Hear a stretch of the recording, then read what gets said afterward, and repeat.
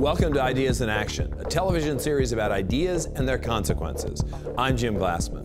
This week, for citizens of North Korea, speaking out against the regime of Kim Jong-il is dangerous business.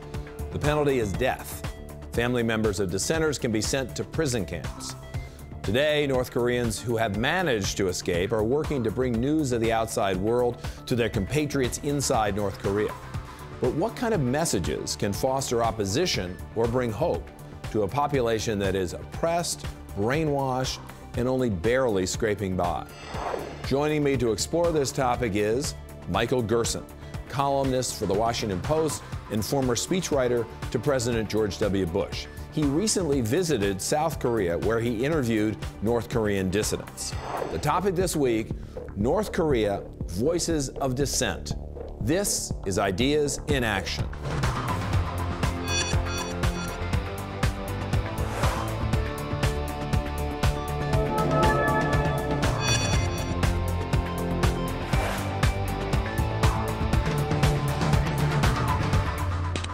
Funding for Ideas in Action is provided by Investors Business Daily. Every stock market cycle is led by America's never-ending stream of innovative new companies and inventions. Investors Business Daily helps investors find these new leaders as they emerge.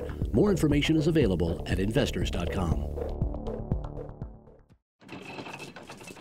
This footage, smuggled out of North Korea, shows a population where hunger and poverty are still widespread, years after the Great Famine of the 1990s. Defectors from North Korea say those inside have little or no knowledge of the outside world, except the lies told by the regime. The defectors are working to reverse that information blackout. But can they change the mindset of a people long deluded by a paranoid and reclusive regime? Michael Gerson, welcome to Ideas in Action. Great to be with you. You know, you just recently wrote a column in the Washington Post about North Korean defectors, exiles, who are now living in South Korea. What drew you to this story? Well, it's one of the great flashpoints of the world. I mean, the tensions are unbelievably high. North Korea recently sunk a South Korean ship, really an act of war in many ways. But it's an interesting foreign policy issue because the real progress, I think, is likely to come there, not through pressuring the North Korean government, which is completely impervious to international pressure, as far as I can determine, but really through ending the isolation of the North Korean people. So they can see the outside world, they can understand the circumstance they're in, they can begin to compare. And so talking with people who made that transition, that essentially had their eyes opened, was very, very interesting. These are often people that now want to duplicate that experience for others in North Korea. They had their eyes open, but while they were in North Korea, right, they were completely shut off from the rest of the world. I mean, we can't even imagine how that works in an internet age. I mean, what was it like talking to people like that? Well, 10 years ago, they very much were completely shut off from the outside world. There was almost no information coming in other than the propaganda of the regime, which is absurd but widely believed because there is no alternatives out there. That's changed quite a bit in the last 10 years. So how are they getting information? Well, initially, people were there's still efforts to put up balloons to carry leaflets into North Korea. Those efforts are ongoing. And it's interesting that one of the people I talked to, Mr. Kim, was influenced by that, seeing a leaflet showing people in South Korea who were wearing different kinds of clothing from one another. So for him, that was an eye-opening experience, just to see a leaflet showing that people could choose their own clothing. But that's the kind of level of oppression that you're dealing with in North Korea, that such a thing would be a revelation. Whenever we woke up, we found the leaflets from South Korea dusting the whole area. There were so many fallen. From those leaflets, we could learn how many cars were produced annually in South Korea and about their national income. What is still clear in my memory was the picture of South Koreans in all different colorful clothes gathered in somewhere called Yeouido Square, either for demonstrations or meetings. I remember their appearance was so colorful and fashionable. Later, by listening to the radio more, I learned that South Korea is not the place of hunger and poverty as was loudly advertised in North Korea, and is not the country that kills all North Korean defectors after the so-called investigation. What about radio? Well, you know, there's shortwave radio, the efforts that are made to try to influence there, and people can get little radios which are smuggled into the country or bought from China now, because the Chinese border is a long border with North Korea. It's relatively open, you know, through corruption. Right. And so people can get that. Can get radios. But maybe the most important aspect is now that people can get cell phones, essentially Chinese cell phones that work on Chinese cell phone networks across the border. That doesn't reach all of Korea, but it reaches much of the border region, and that's a big factor now. So the people you talk to are dissidents. I mean, are people really trying to change the system in North Korea? How do they do that? How do they communicate? Is it all by making phone calls, or what are they actually doing? Well, some of it really is, most of it is really an information campaign. They're trying to get information in North Korea. Now, the traditional ways that they've sometimes did that in the past were actually sewing things into their clothing to get across the border, information out of North Korea, information in. But now you recently, for example, have had some executions in North Korean prison camps that were actually captured on video and gotten out on the internet, okay? So that's a big change. I think the North Korean method of social control is coming up against new technology, where you can essentially get, for example, Bibles and Christian material, which is one of the main motivations for people getting information across the border. You can get whole libraries on a zip drive now, and that's a big change. So is there any evidence that things are changing within North Korea? That is to say, are there more people there who understand what's happening in the rest of the world? You know, to some extent, it's hard to determine. There's no dissent in North Korea because it would mean immediate imprisonment, okay? But awareness seems to be increasing along with technology, which seems to be the seed of dissent, the beginning. Now, the one large factor that was recently is that they did a currency devaluation in North Korea, which under normal circumstances would be unquestioned. But this really took a lot of the wealth that people had accumulated. Right, okay? It was devastating. It was devastating to people's savings, to other things. And there was real dissent. The government actually had to back down from the devaluation, modify the terms, and then ended up executing someone who had been involved in the devaluation itself. A lot of the North Korean dissidents believed that was an important moment where you actually had grumbling at the market, you know, with people that saw their whole wealth confiscated by the government. And, you know, North Korea is an officially socialist society, but it's really a corrupt market-oriented economy, okay? All of the real economic activity is done outside the official channels of the socialist system. And so people do have some wealth in those circumstances, and they reacted very, very badly when it was attempted to be taken away, and the government had to respond. The people who watch this situation find that unprecedented in many ways. And you talk about the long border with China. Are there lots of people actually moving back and forth across that border? Well, I wouldn't say lots of people, but because the system there is so corrupt, we view it as a totalitarian system.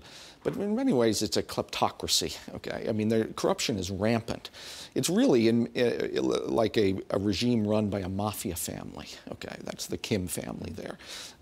And so it is possible, if you have the money to get across the border. There are actually brokers who do this fairly regularly now, who can get, if you have a relative in South Korea that can pay, it's often possible to get someone out of North Korea, but that's not an option for most people. But the brokers do have an effective market in human beings. But then what happens when you get to China? The Chinese are not happy to see people moving across the border from North Korea. That's absolutely true. You know, the estimates vary, but a significant portion of those people who get out of North Korea are arrested and questioned by the Chinese government and returned often to camps and death. I mean, there's no question. They are complicit in this in many ways. But that's the Chinese government. There are also a lot of brokers and others who are Chinese that operate what is essentially a market-oriented underground railroad. Could you tell us a story involving one of the people that you interviewed about how that person actually got out of North Korea and ended up in South Korea? Mr. Kim, one man that I interviewed was an officer in the military. had escaped to the north, was captured and questioned by the Chinese, and returned to North Korea, where he was sent to the camp and tortured. Normally, they beat people real hard for basic investigation or any dissatisfaction, or when they caught somebody hiding identification like myself. Their beating and torture is beyond imagination. What happened next was, I was sent to my previous unit under escort. On the way to my former Army unit for punishment, I broke the train window, jumped off, and escaped northward for 9 days, riding on top of the train, riding on an ox cart, and sometimes on foot. Finally again, I reached the border, crossed it, and after 40 days, 50 days, I set foot on Chinese soil again and began a defector's life there.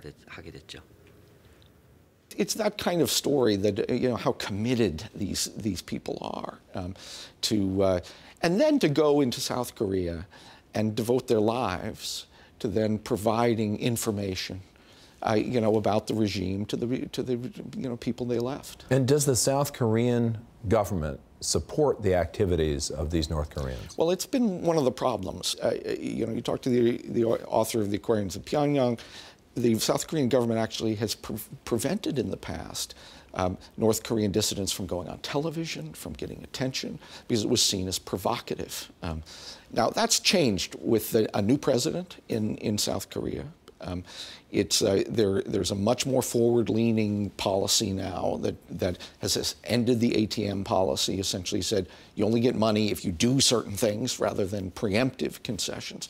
And there are government officials now who are beginning to cooperate on a broader information campaign in the North, which was abandoned for a decade. You mentioned this book, Aquariums of Pyongyang, which is really an extraordinary book about a young, well, he went into the camps when I think he was 9 years old and managed to escape. And you interviewed him, Chung Hol Hwan.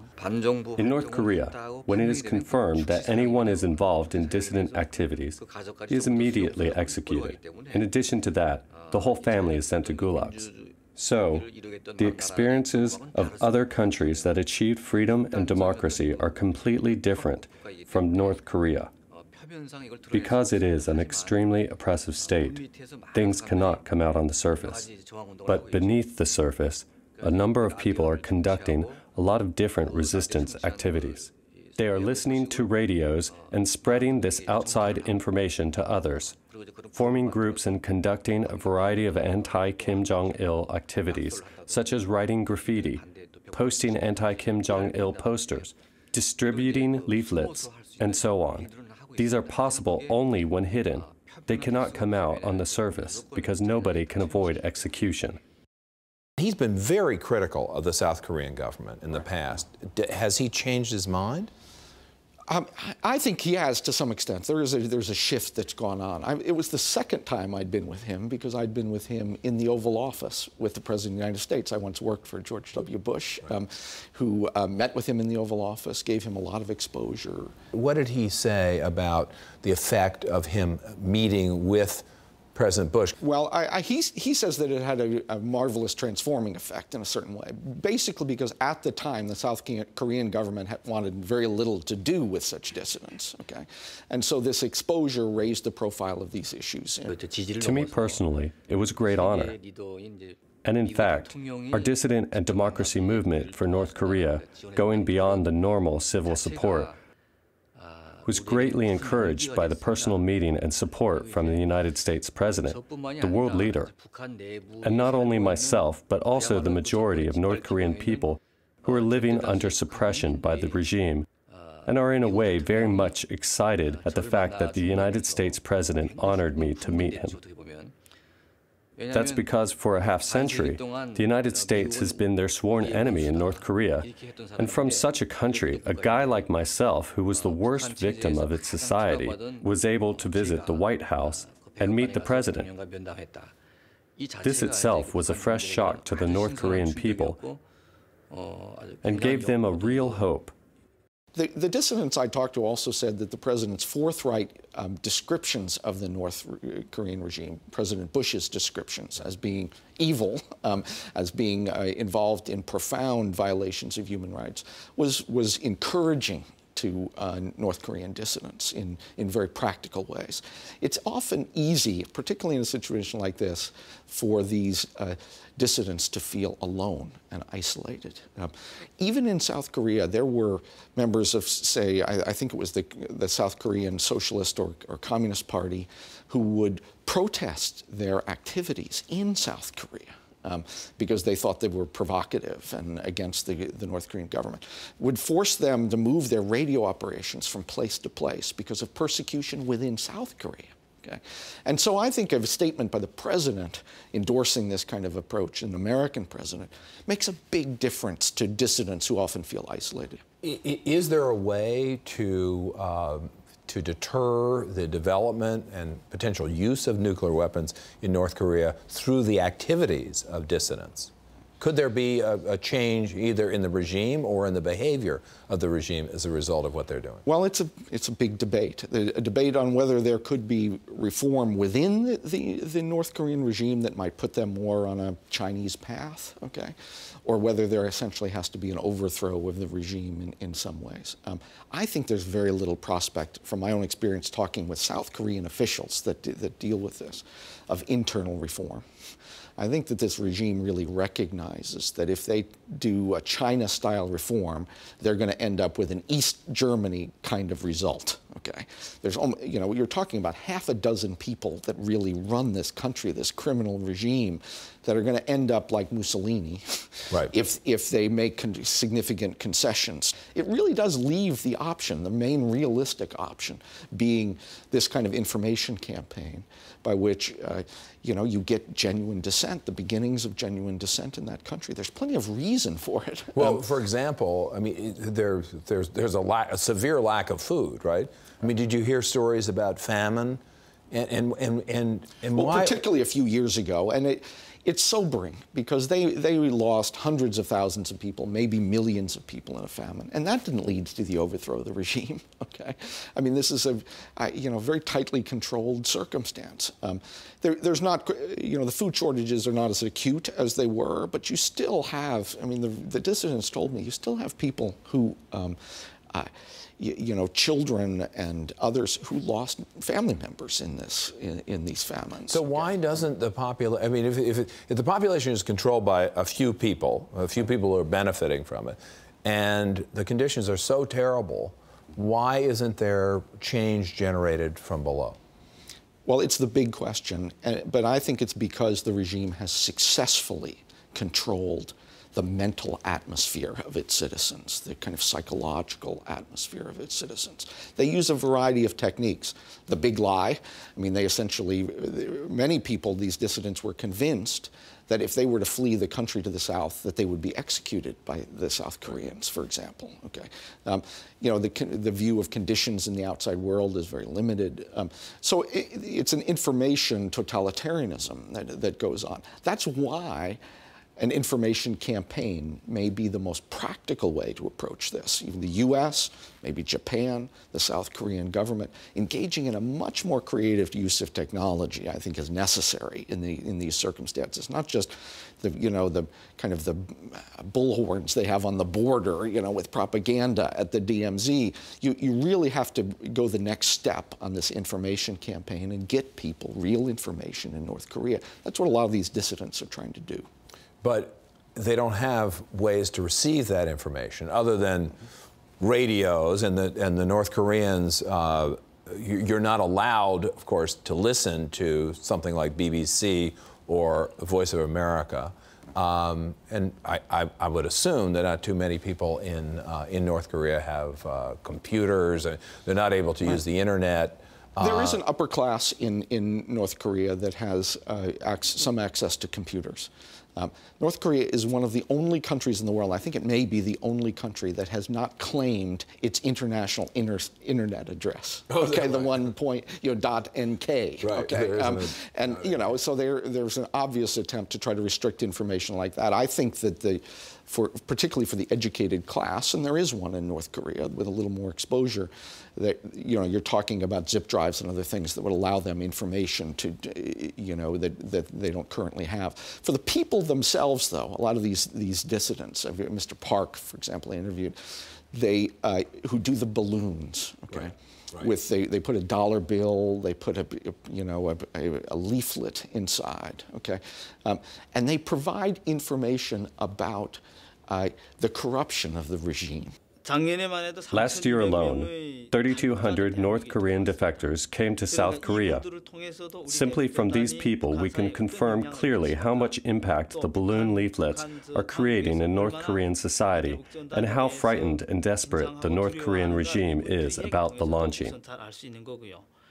And secondly, until recently, our leaflets to North Korea had not easily provoked accusations from the authorities of the North Korean army and official media who are so acute and open now.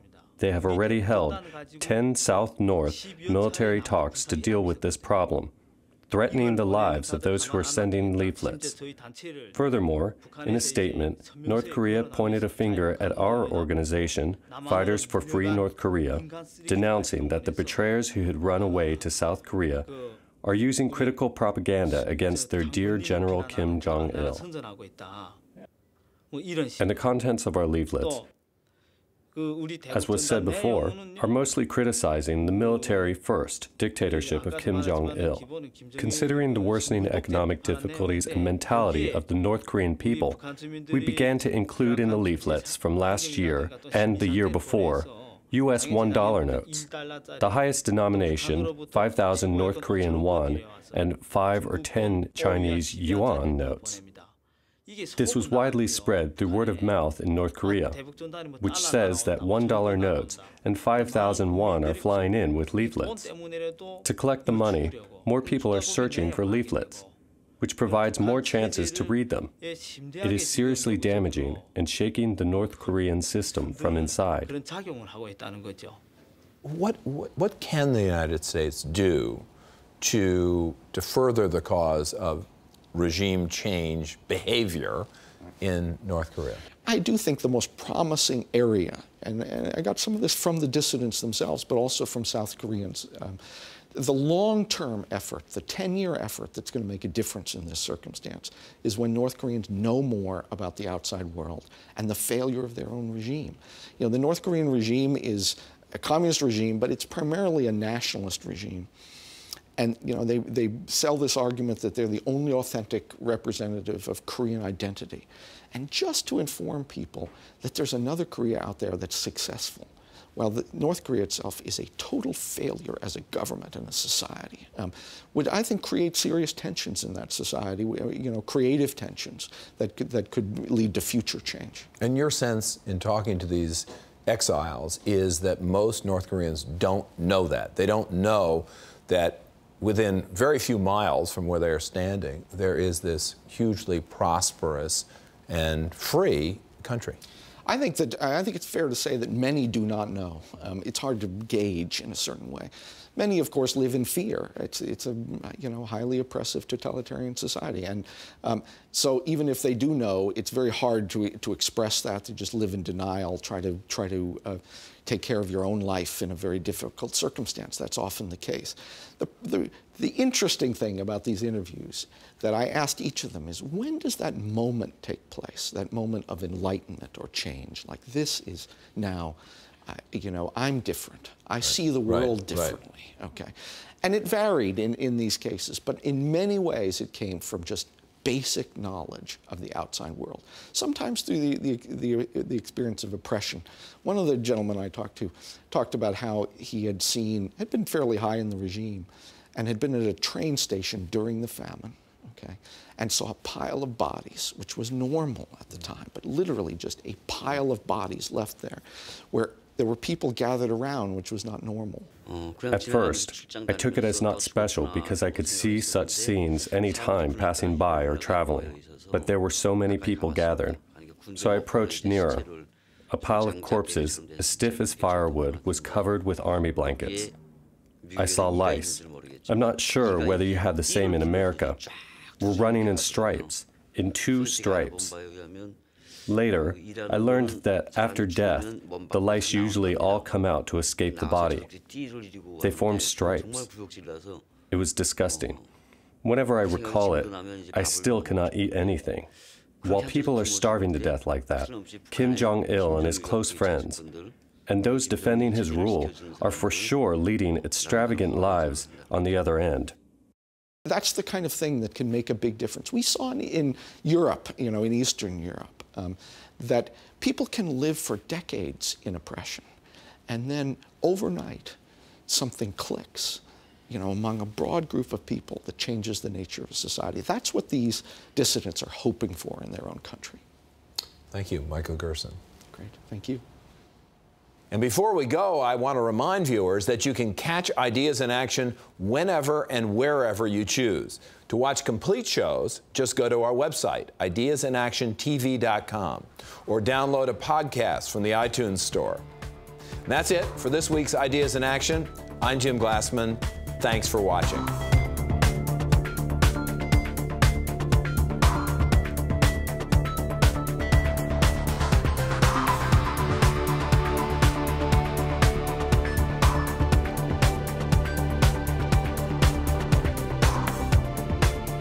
For more information, visit us at ideasinactiontv.com.